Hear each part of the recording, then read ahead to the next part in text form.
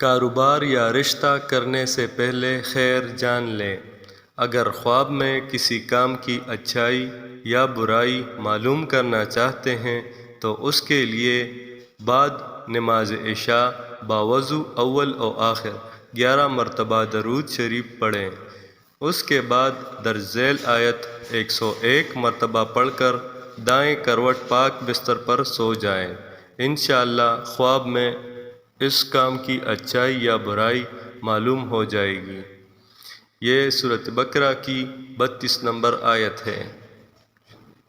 اعوذ باللہ من الشیطان الرجیم، بسم اللہ الرحمن الرحیم۔ سبحانک لا علم لنا الا ما علمتنا انک انت العلیم الحکیم۔ یاد رکھیں کہ باوضو ہو کر سونا ہے۔ شکریہ۔